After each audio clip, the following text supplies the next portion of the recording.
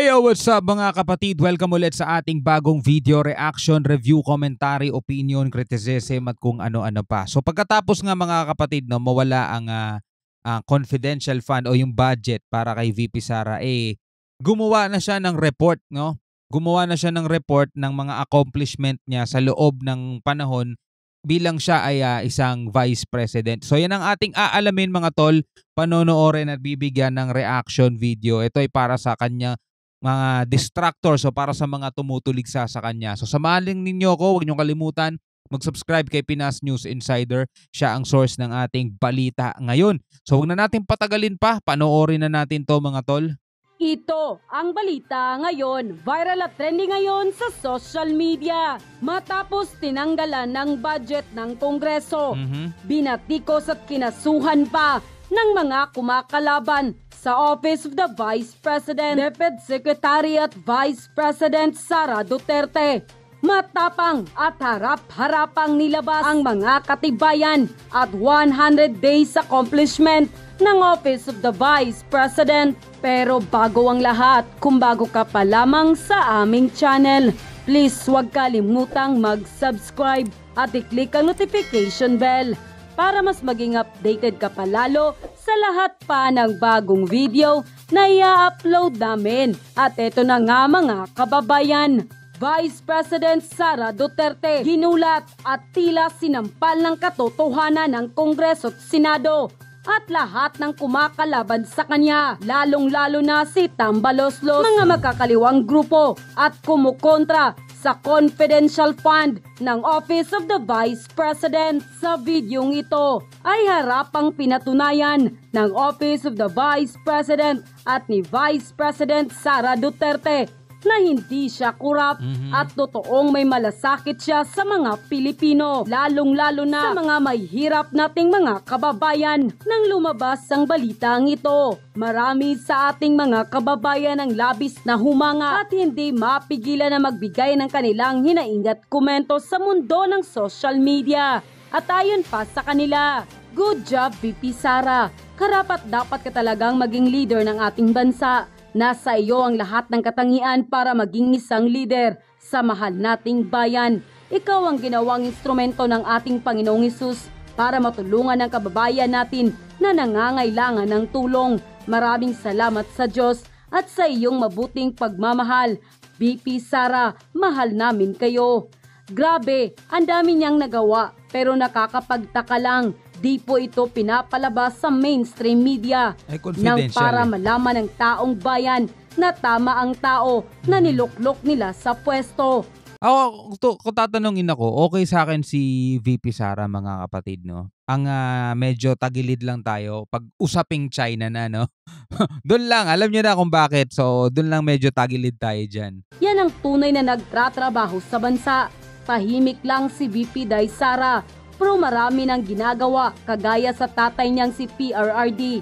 Kahit dito sa Bacolod, ang bus ng OVP free ride patuloy pa rin hanggang ngayon. Yan ang tunay na nagmamahal sa taong bayan at sa bansa.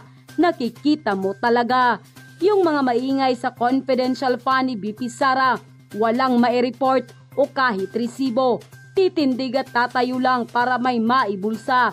Nagpalakpakan din ng mga member ni Tambaloslos kasi may tagapagtanggol. Tapat sa serbisyo at totoo, saludo po ako sa ating mahal na VP Sara. God bless you po sa inyo. Kaya kayong kumukontra sa pagtulong niya para sa kabutihan ng Pilipinas. Gumawa naman kayo ng mabuti. Huwag puro issue. Dagdag pasakit lang kayo sa bayan. Kayahin niyo ang ating VP Sara na walang ibang hinangad kundi ang kabutihan sa taong bayan at sa bansang Pilipinas. We love you VP Sara. Mahal ka naming lahat. End quote. Narito ang full video kung saan malalaman na ng taong bayan ang katotohanan kung gaano karami ang mga programa, proyektong naipatupad at natulungan ng Office of the Vice President sa loob lamang ng 100 days na pag-upo nito bilang Vice Presidente ng Pilipinas na pinakinabangan ng maraming Pilipinong mamamayan. Ito, may ginawang report video si VP Inday Sara sa accomplishment nila in 100 days. Grabe no? Sana all nagre-report. Sana all. At dito nyo makikita mga Lods, gaano ka kwalidad at gaano kadami ang natulungan ni VP Inday Sara ng mga kababayan natin. Today, let me report to you that in the first 100 days of my first year in office as Vice President, we have initiated watershed decisions that would not only significantly change the way Filipinos look at the office of the Vice President, but most importantly, would strengthen its mandate and will enable the office to serve more and more Filipinos across the country.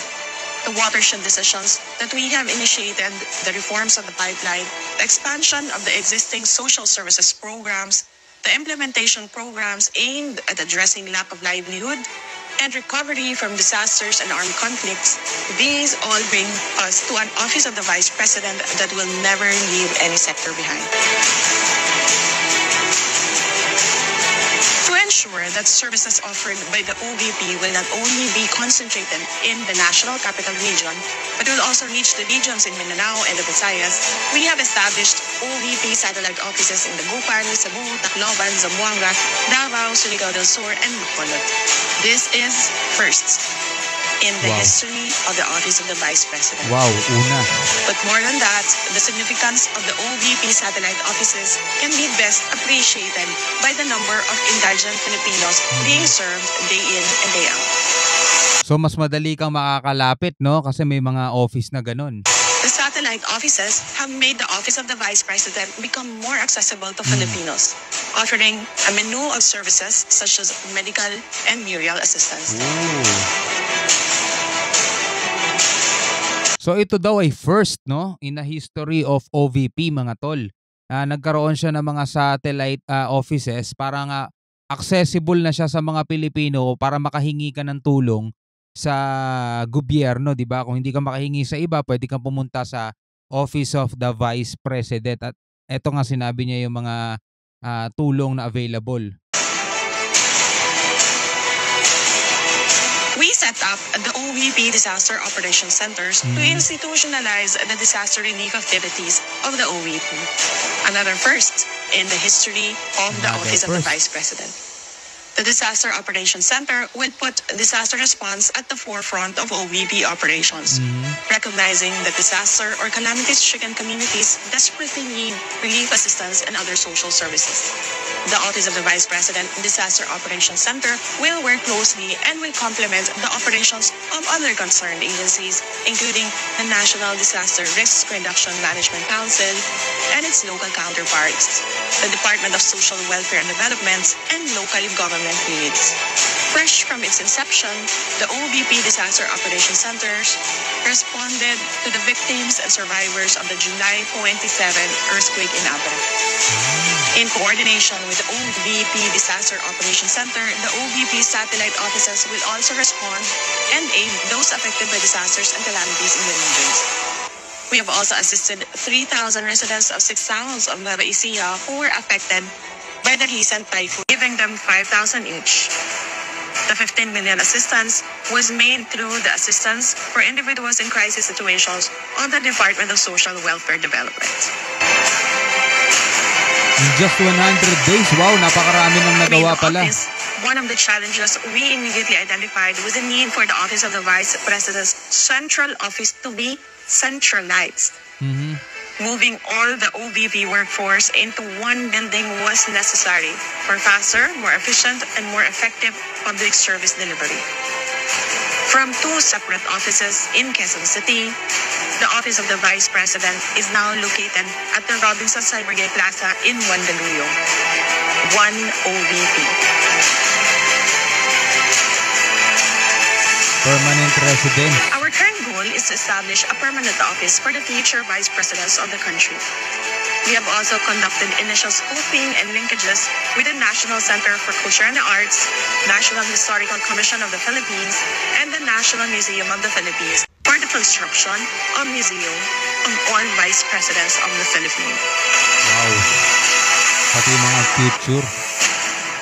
At the OVP Central Office, the medical and burial assistance for indigent Filipinos continues.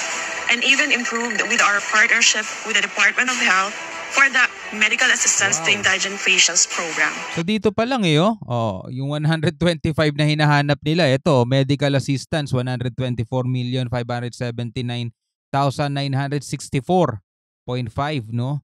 At 11,355 beneficiaries, no? 20,000 maximum amount per person. Wow. Para to sa medical assistance. The program covers at least 31 public hospitals all over the country. Our partnership with the Department of Social Welfare and Development enables Filipinos in crisis situations to access government assistance through the OVP satellite offices. I-end ko na yung video mga Ayos no? So sa loob ng 100 days mga tol, ito na yung mga nagawa ni VP Sara, di ba? So nakafocus lang talaga siya dun sa trabaho niya kaysa makipagpicture, mamuliti ka ng mamuliti ka. Alam mo yun, yung katulad ng ginagawa ng ibang mga politiko, no? Hindi naman tayo magbabanggit ng pangalan mga tol. Sanay naman kayo dyan. Tagal-tagal na natin sa Pilipinas, di ba? Pero instead na sumagot ka na sumagot sa mga intriga sa'yo, sumagot ka na sumagot sa mga batiko sa'yo, trabaho ka na lang. Biruin mo in just 100 days, no? Ganon na pala karami ang nagawa mga tol. Diba? At ang karamihan ng mga binanggit niya is first in the history of Office of the Vice President mga tol. So, yung mga sinasabi ng iba na kurakot, corrupt, mga ganyan, pwede naman niyang ibato sa kahit na kanino mga presidente, vice president o kahit na kanino mang politiko eh. Kung kaya mong panindigan at kung kaya mong talagang patotohanan. Pero hanggat hindi napapatunayan, mananatili pa rin siyang paninira lamang, no? Tulad nga ng sinabi ko kanina mga tol, okay naman talaga to si VP Sara Duterte mga tol. Okay na okay talaga to. Medyo sablay nga lang talaga to pagdating sa usapin ng China mga tol. Pero wala tayong magagawa doon, no? Kailangan lang talaga natin president, vice president na magkaibigan para hindi lalong gumugulo ang ating bansang Pilipinas. Anyway, bago natin to tapusin, ikaw pwede mong ilagay sa ibaba sa comment section kung ano man ang iyong pwedeng sabihin, kung ano man ang mako-comment mo dito kay Vice President Sara Duterte. Hanggang sa muli mga kapatid, ako nga pala si Shobal D. Peace out.